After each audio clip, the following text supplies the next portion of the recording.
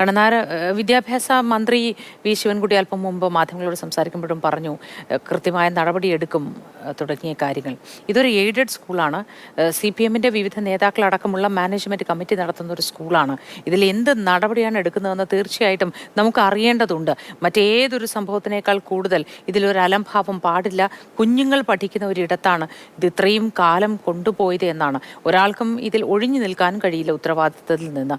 ഒപ്പം KSEB-യുടെ ഭാഗത്ത് അവരുടെ ഭാഗത്തുള്ള നടപടികൾ, അവർക്കെതിരെ എടുക്കുന്ന നടപടികൾ എന്താണ് എന്നതും വ്യക്തമായി അറിയേണ്ടതുണ്ട്, അല്ലേ?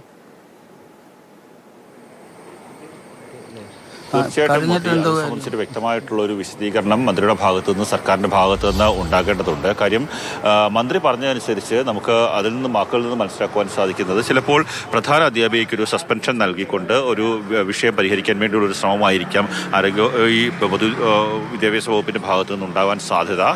നിലവിൽ ഇത്തരത്തിലുള്ള പ്രശ്നങ്ങൾ ഉണ്ടാകുമ്പോൾ സ്വാഭാവികമായും അത്തരത്തിലുള്ള ഒരു നടപടിയിലേക്കാണ് പോകാൻ ഇടയുള്ളത്. അതുകൊണ്ട് തന്നെയാണ് ഉച്ചയ്ക്ക് ശേഷം നടപടി ഉണ്ടാകും, വരുന്നത് എന്താണെന്ന് കാത്തിരുന്ന് കാണൂ എന്നുള്ള ഒരു പ്രതികരണം ഇപ്പോൾ മന്ത്രിയുടെ വാക്കുകളിൽ നിന്ന് വന്നിരിക്കുന്നത്.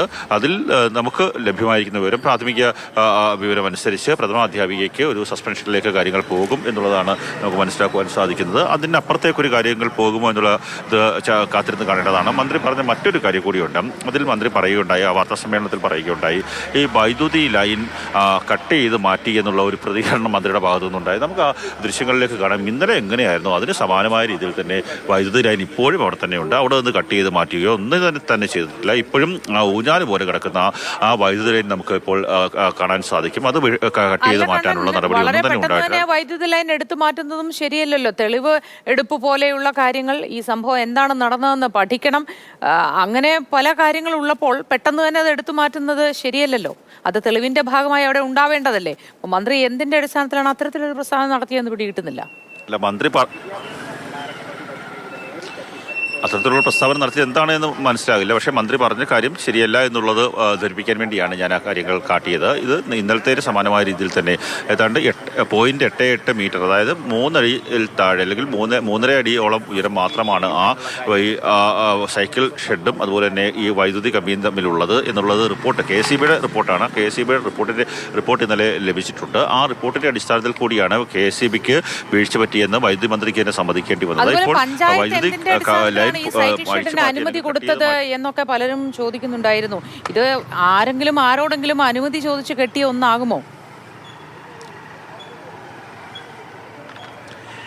ഒരാളോടും അനുമതി ചോദിച്ചിട്ട് കെട്ടിയതല്ല. ഇത് സ്വന്തമായി സ്കൂൾ മാനേജ്മെന്റ് കെട്ടിയതാണ്. സാധാരണ ഒരു സൈക്കിൾ ഷെഡിനേക്കാൾ ഉയരത്തിലാണ് ഈ സൈക്കിൾ ഷെഡ് നിർമ്മിച്ചിട്ടുള്ളത്. ഒരു ചെറിയ മിനി ബസ്സൊക്കെ കയറ്റി പാർക്ക് ചെയ്യാൻ സാധിക്കുന്ന തരത്തിലുള്ള ഉയരത്തിലാണ് ഈ സൈക്കിൾ ഷെഡ് നിർമ്മിച്ചിട്ടുള്ളത്. സാധാരണ സ്കൂളുകളിലൊക്കെ തന്നെ സൈക്കിൾ ഷെഡ് നിർമ്മിക്കുമ്പോൾ ഒരു 7 അടി പൊക്കം അല്ലെങ്കിൽ 6.5 അടി പൊക്കത്തിന് അപ്പുറത്തേക്കൊന്നും സൈക്കിൾ ഷെഡിന്റെ ഉയരം പോകാറില്ല. സാധാരണ കുട്ടികൾക്ക് വന്ന് അവരുടെ സൈക്കിൾ പാർക്ക് ചെയ്ത് മടങ്ങി ക്ലാസ്സുകളിലേക്ക് പോകുന്ന രീതിയിലുള്ള ക്രമീകരണമാണ്. പക്ഷേ വലിയ പൊക്കത്തിൽ തന്നെയാണ് ഈ സൈക്കിൾ ഷെഡ് നിർമ്മിച്ചിട്ടുള്ളത്. അത്രയും പൊക്കത്തിൽ നിർമ്മിച്ചത് കൊണ്ട് തന്നെയാണ് ഇത്തരത്തിലുള്ള കുട്ടി ഒരു വൈദ്യുതാഘാതം ഏൽക്കുന്ന അവസ്ഥയിലേക്ക് കാര്യങ്ങൾ പോയതെന്നുള്ള വിമർശനങ്ങളൊക്കെ തന്നെ ശക്തമായിട്ടുണ്ട്. എന്തുതന്നെയായാലും സംഭവിച്ചു കാര്യങ്ങൾ.